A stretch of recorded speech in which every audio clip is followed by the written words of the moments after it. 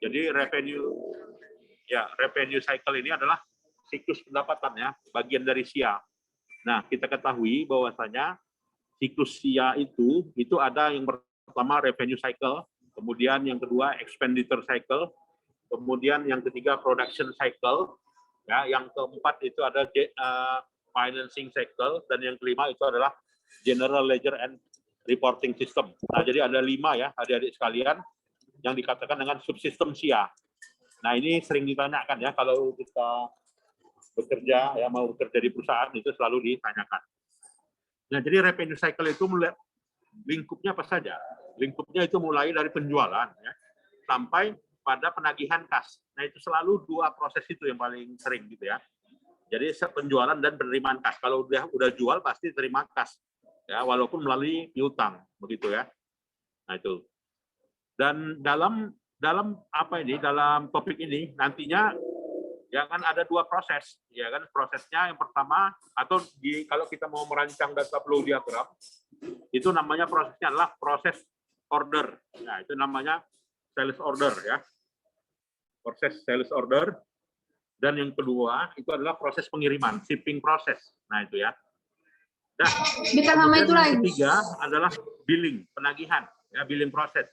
Dan yang keempat adalah penagihan cash collection. Nah, itu ya. Nah, jadi secara umum nanti kalau ada ujian saya tanya gitu kan, ada berapa subsistem dari revenue cycle? Jawabnya ada 4 ya kan. Yang pertama adalah sales order entry, ya kan. Yang kedua adalah shipping, ya, pengiriman. Yang ketiga adalah billing, penagihan, dan yang keempat itu adalah penagihan cash collection. Nah, jadi ada 4 ini ya. Nah, jadi kalau ada 4 subproses itu yang namanya pada siklus pendapatan, itu tentu saja ada ancamannya. Nah, ancamannya setiap sistem itu selalu ada ancamannya. Artinya nggak bisa berjalan optimal selalu sistem itu. Selalu ada ancamannya ya. Kalau ada ancamannya, maka akan ada pengendaliannya, ya adik-adik sekalian ya. Maka ada pengendaliannya. Nah, kalau untuk ancaman yang paling umum ya terkait dengan siklus pendapatan ini, itu adalah pertama, ketidakakuratan memasukkan pada data ya. Invalid number data, master data ya. Artinya kita salah input jumlah, kita salah input nama, begitu kan. Itu adalah ancaman. Makanya jangan sering salah. Ya, bagaimana supaya jangan sering salah? Ya, dengan menggunakan yang namanya OCR ya, optical code reader misalnya. Itu salah satu caranya gitu ya. Yang kedua, itu adalah unauthorized disclosure sensitive information ya, artinya ada data-data informasi yang sensitif yang diambil. Nah, itu. Yang ketiga, loss destruction of data, kehilangan. Hilang data ya kan. Data dihapus, itu semuanya loss destruction of data ya, dari sekalian ya. Kemudian yang keempat adalah poor performance, kinerja buruk. Nah, itu adalah ancamannya. Jadi kalau udah ada ancaman 4 itu, maka pengendaliannya apa? Nah, pengendaliannya yang dibuat oleh perusahaan, yang pertama adalah integritas proses. Ya, bagaimana supaya prosesnya itu terintegritas, ya tersatu, ya kan? Maka yang dilakukan itu adalah dengan langkah, ya misalnya ruangannya dibatasi, gitu kan. Kemudian yang menginput itu ada password. Nah, itu caranya menciptakan integritas pengendalian ya. Yang kedua dengan membatasi orang masuk ke komputer. Nah, itu ya, restrict access ke master data ya. Kemudian juga review atas perubahan data. Oke. Dan yang kedua, pengendalian yang bagus di mana? Pengendalian atas akses. Nah, makanya kalau karyawan itu kita bekerja itu gitu kan, bekerja di perusahaan, itu passwordnya jangan sampai tahu karyawan lain. Kenapa? Ya karena pengendalian termasuk pengendalian akses gitu. Maka sulit kalau karyawan itu libur, itu meminjamkan passwordnya, nggak boleh sebenarnya. Nah, itu salah satu bentuk pengendaliannya. Itu ya, yang namanya pengendalian atas akses. Dan jadi pengendalian akses itu bisa berupa bentuknya inskripsi gitu ya. Bisa bentuknya token ya kan. Bisa bentuknya berupa backup disaster recovery ya, atau juga bisa berupa laporan manajerial. Nah, itu caranya ya kalau mau siklus pendapatan itu berjalan optimal ya hadirin sekalian. Nah, sekarang kita lihat subsistemnya. Tadi ada 4 ya. Nah, ini subsistem yang kedua. itu adalah subsistem order ya, pesanan. Ya bagaimana tahapan pesanan itu? Nah, tahapan pesanan pertama pelanggan yang pesan. Nah, pelanggan yang pesan itu apakah melalui invoice ya, melalui permintaan telepon ya, apakah mau permintaan lisan, apakah melalui permintaan input form gitu kan. Kalau kita naik Grab gitu kan, itu kita inputnya adalah input form gitu ya.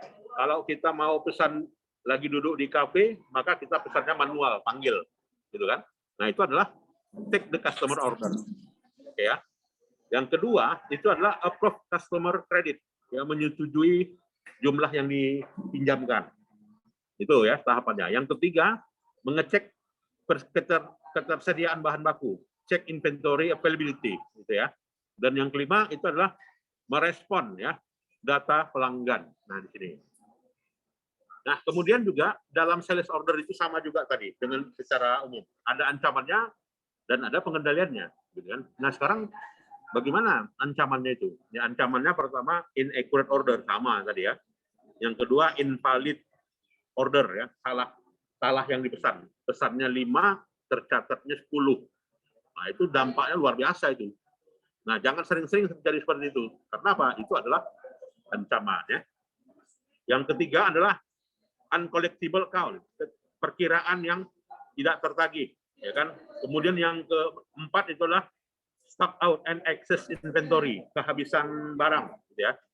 Dan yang kelima adalah loss of customer, kehilangan pelanggan. Nah, itu ancamannya kalau di sales order. Nah, meminimalisir ancaman itu bagaimana caranya? Nah, meminimalisirnya adalah lakukan pengendalian. Jadi pengendalian itu gimana? Pengendalian pada saat data di input, ya. Kemudian pengendalian pada saat membuat tanda tangan. Yang kedua ya, signature to authorized sales. Nah, pengendalian yang ketiga, batasi limit kreditnya, ya kan? Pengendalian yang keempat, terapkan sistem pencatatan. Pencatatannya apa?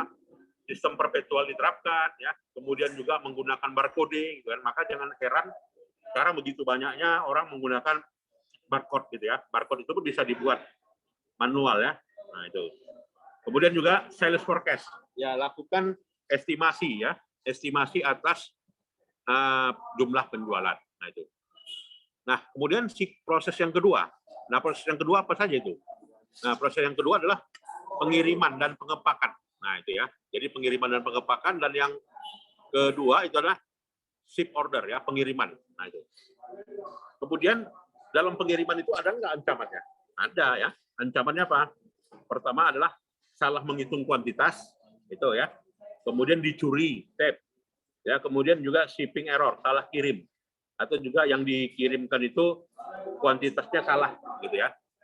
Nah, kemudian pengendaliannya apa? Ya, pengendaliannya biar supaya minim kesalahan itu dilakukan yang namanya barcode ya, teknologi barcode. Kemudian juga membatasi secara fisik orang yang masuk ke inventory, gitu ya. Kemudian juga sering-seringlah melakukan yang namanya rekonsiliasi. Nah, itu. Kemudian proses yang ketiga, kalau katanya revenue cycle, proses yang ketiga adalah proses penagihan, billing. Nah, billing ini apa penagihan? Ya, penagihan invoice kepada siapa? Kepada pelanggan, dan memperbaharui saldo hutang ya, updating account receivable. Karena penagihan itu dampaknya ke hutang ya.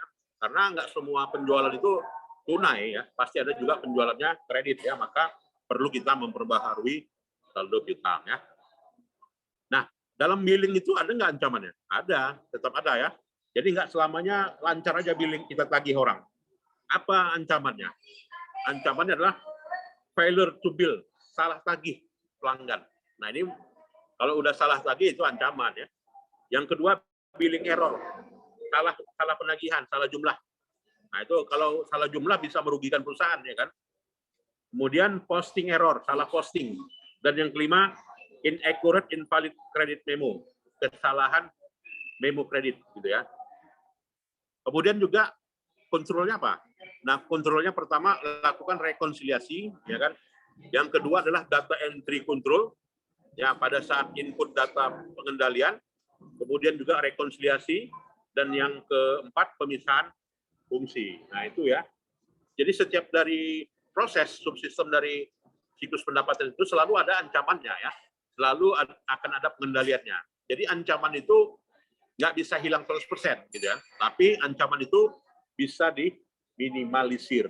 Nah itu ya, makanya akan ada kontrol gitu setiap proses ya. Nah itu. Kemudian yang keempat adalah penagihan kas. Nah jadi dalam penagihan kas itu apa sih yang dilakukan oleh officer? Nah penagihan kas itu yang dilakukan oleh officer adalah membayar. Nah itu ya. Jadi membayar, kalau sudah membayar maka akan ada memperbaharui saldo pelanggan gitu ya, dan juga memperbaharui saldo pembayaran bank gitu ya. Kemudian penagihan kas. Nah, jadi penagihan kas itu ada juga ancamannya dan ada pengendaliannya. Pengendalian ancamannya apa? Pencurian kas dan juga permasalahan cash flow ya. Artinya cash flow ini sangat penting ya. Kalau nggak dijaga ya cash flow-nya berdampak begitu ya. Lantas bagaimana sih biar supaya cash collection ini ditagih? Ya, jadi dengan cara melengkapi ya, dan juga memisahkan gitu ya, dan memisahkan antara pelanggan dengan juga data pelanggan gitu ya. Itu yang harus dilakukan ya pengendaliannya, Mbak Dede ya. Mungkin ada yang mau kita diskusikan di sini dari 4 subproses pendapatan ini, siklus pendapatan, silakan adik-adik sekalian mau bertanya. Cukup jelas?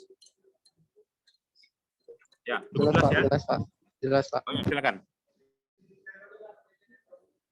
Oh ya, cukup jelas ya. Nah, itulah yang kita bisa simpulkan ya dari materi kita nih. Jadi nggak perlu banyak-banyak gitu kan. Jadi bisa saya simpulkan gitu ya, bahwasanya siklus pendapatan itu yaitu ada 4 subprosesnya gitu ya. Yang pertama adalah menyiapkan tagihan, billing gitu ya. Menyiapkan tagihan, billing. Yang kedua gitu, itu adalah apa ya? Yang kedua adalah pengiriman. Jadi udah di order langsung kirim gitu ya. Langsung kirim dia. Lalu yang ketiga penagihan ya. Sekalian biasanya kan barang dikirimkan sekalian ditagih. Kan gitu kan, selalu ada tagihan mau barang datang kan. Makanya selalu kalau penjualan itu dicatat secara kredit. Karena apa? Penagihannya dibuat tagih kan, ketika barang sampai ke pelanggan baru dibayar gitu kan. Atau juga bayar duluan baru barang datang. Nah itu. Nah, kemudian juga penagihan kas. Nah, ini yang perlu kita simpulkan ya, adik-adik sekalian, dari yang namanya revenue cycle. Nah, itulah yang bisa kita simpulkan ya dari topik SIA kita setelah meet ini gitu ya. Silakan adik-adik, ada yang mau bertanya, berdiskusi? Cukup jelas ya? Ya, baik. Saya kira itu sajalah ya. Kalau sudah cukup jelas, nanti videonya saya berikan ya. Saya share pada adik-adik sekalian ya. Baiklah. Oke Pak, sebentar Pak, mau di SS dulu Pak. Oh ya, tolong di print screen kan dek ya. Bentar ya kawan-kawan. Mohon di apa ya? Mohon di ini ya. Mohon di open kameranya kawan-kawan. Untuk Hafiz ya. bisa dong Hafiz.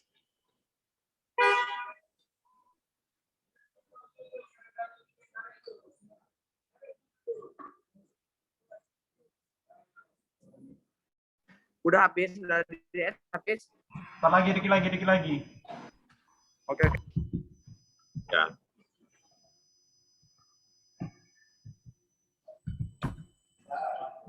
Oke. Ya, terima kasih Aryo. Terima kasih kawan-kawan. Ya. Baik, terima kasih Pak. Ya. Terima kasih Pak. Ya, Terima kasih Pak. Selamat sore. Assalamualaikum warahmatullahi wabarakatuh. Waalaikumsalam warahmatullahi wabarakatuh. Terima kasih ya Pak. Boleh meninggalkan ruangan ya, adik-adik. Silakan. Oke Pak, terima kasih Pak. Ya.